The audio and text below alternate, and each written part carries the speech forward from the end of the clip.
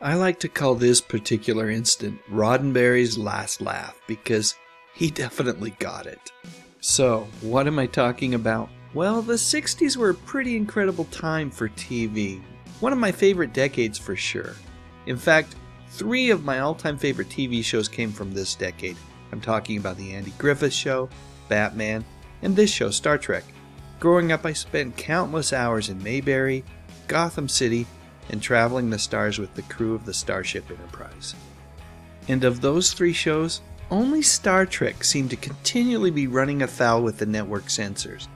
Roddenberry's vision of the future required the scriptwriters to continually push the envelope, presenting ideas that made the viewer think.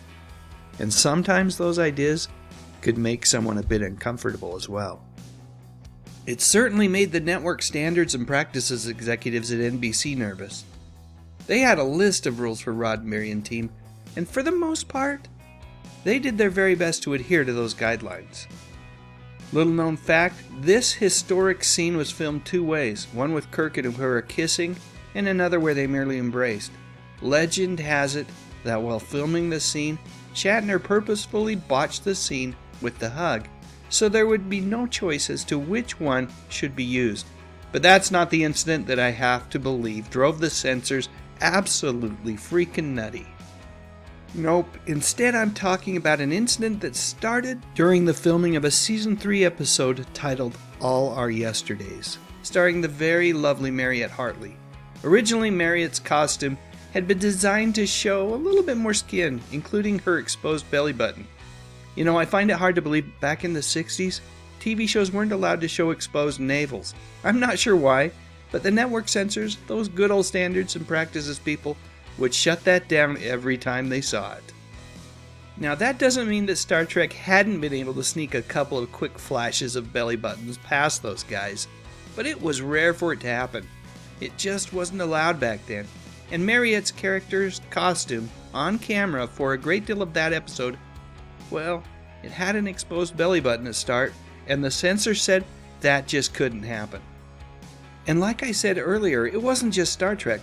Although TV's first belly button was in a scene from an episode of Dr. Kildare during the early 60s, programs like Gilligan's Island and I Dream of Jeannie were subject to this belly button ban. Apparently, the censors didn't want us to think they existed. For the record, All Our Yesterdays is a wonderful episode of Star Trek, and Mariette is absolutely terrific in it. And she made a great impression on Gene Roddenberry. She must have, because a few years later when Gene was putting together the television movie Genesis 2, she was invited to be part of the cast.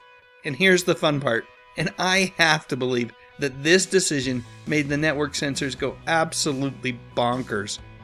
And maybe smile a little bit as well. You see, from 1969 to 1973, the rules had changed a bit, and it turned out an exposed navel, well, it wasn't a big deal. So Mariette's character in that movie was not just given 1, but 2 belly buttons.